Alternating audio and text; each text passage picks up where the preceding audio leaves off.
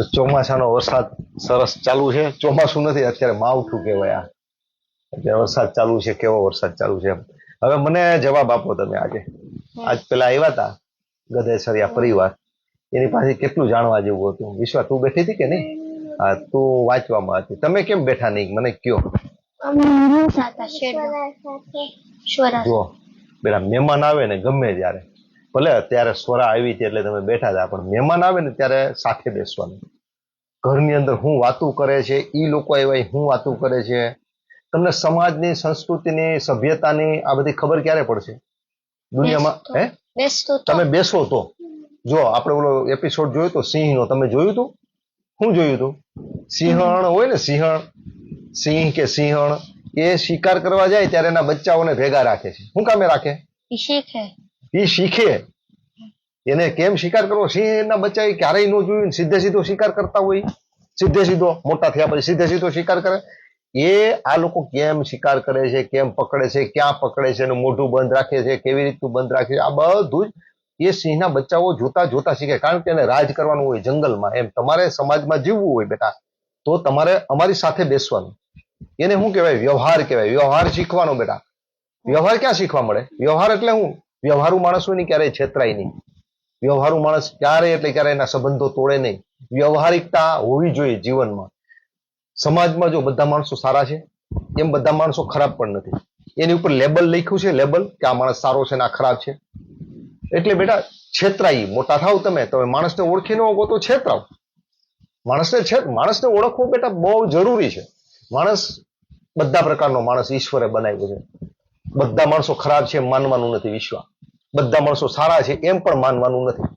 અત્યારના યુગ પ્રમાણે હું કહું ને, 90% માણસો ભરોસો ન કરવા જેવાય હોય, અને હાવ કોઈ ઉપર ભરોસો ન કરો, બધાય ખરાબ છે, અને ઓલા 10% સારા માણસો છે એની ઉપર ભરોસો ન કરવો, તો ઈશ્વરનો દ્રોહ છે. માણસે માણસ ઉપર ભરોસો કરવો જ જોઈએ. પણ માણસને માણસ છેતરી જાય ત્યારે શું કરવાનું? એટલે જીવનમાં હંમેશા હું બે વસ્તુનું ધ્યાન રાખ. કોઈને છેતરવાના નહીં કોઈ દિવસ. કોઈને છેતરાવવાનું નહીં. છેતરાવવાનું પણ નહીં અને છેતરવાના પણ નહીં. આપણે કોઈને, આપણને બુદ્ધિ આપી, સ્માર્ટ બુદ્ધિ આપી છે. ખોટું બોલીને, સારું સારું બોલીને કોકને છેતરી હગીએ એમ છીએ આપણે. આપણી પાસે શક્તિ છે, પણ છેતરવાના નહીં. એ પાપ છે. એમ આપણે છેતરાવવું ને, ભગવાને આટલી મોટી અક્કલ આપી છે આપણે, અને છેતરાઈ જવું એ શીખવાય ક્યાં મળશે? એ માણસો બેઠા હતા ને, બેટા બહુ સરસ વાત કરતા હતા. આ બધું તમે શીખશો ક્યાં? વ્યવહાર ક્યાં શીખશો? જો અત્યારે છે ને મોબાઈલ છે, મોબાઈલ. તમે તો મોબાઈલ નથી રમતા, છોકરાઓ મોબાઈલમાં જ પડ્યા હોય. ઘરમાં કોણ આવ્યું, કોણ ગયું, કેવી વાતું કરે. ઓલા તો મામાના છોકરા, મામા આવ્યા હોય, માસી આવ્યા હોય, ફઈ આવ્યા હોય, એટલે વાતું થાય કે મામાની ઘરે આમ થયું, ફઈની ઘરે આમ થયું, ફઈના છોકરાએ આમ કર્યું, માસીના છોકરાએ આમ કર્યું. આ બધી જે વાતો થતી હોય ને, એનાથી જ છોકરા બાળકો શીખતા, પેલાના બાળકો. હવે બાળકો વ્યવહારુ નથી. એની પાછળનું કારણ શું? કારણ કે એ ક્યારેય બેસતા જ નથી કુટુંબ સાથે, પરિવાર સાથે. એટલે તમારે સતત બેસવાનું, વાતો સાંભળવાની. એમાં પ્રશ્ન થાય તો એ ગયા પછી પૂછવાનું, પપ્પા આ વાત કઈ હતી, હું તમને સમજાવીશ. આવી રીતના તમે સમજશો તો તમે સિંહના દીકરા થાઓ, શિકાર કરી શકશો, અને ક્યારે શિકાર થાહોય નહીં. આપણને ભગવાને બુદ્ધિ આપી છે, એટલે બુદ્ધિની આંખ વડે માણસને પીછાણવાનો, બુદ્ધિની આંખ વડે, અને હૃદયની આંખ વડે છે ને પણ માણસને ભાખવાનો, પારખવાનો હોતો. સાચો માણસ હોય એને અન્યાય ન થઈ જાય, એની ઉપર વિશ્વાસ ન કરીએ તોય ખોટું, અને ખોટા માણસ ઉપર વિશ્વાસ કરી નાખીએ તોય ખોટું. બેટા જીવનમાં એક વખત તમે ખોટા માણસને સ્થાન આપી ગયો, પ્રવેશ આપી ગયો તમારા હૃદયમાં, તો એવું સમજવાનું કે મોટા ખજાના પાસે એક ચોરને, એક લૂંટારાને તમે ચોકી કરવા બેસાડ્યો છે. એ ગમે ત્યારે છાપો મારી અને રફુ ચક્કર થઈ જશે, મળશે નહીં.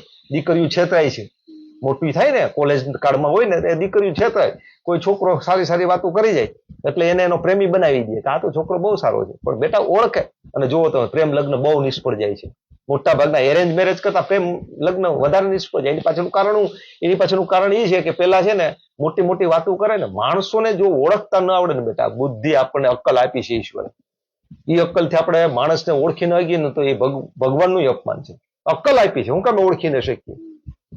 અને દુનિયામાં એમ લાગે ને આપણને કે આને ના પાડવાની છે, ના પાડતા શીખી જવાનું. જગતમાં શીખવા જેવો પેલો નિયમ છે, ના પાડ. લાગણીમાં નહીં તણાવવાનું.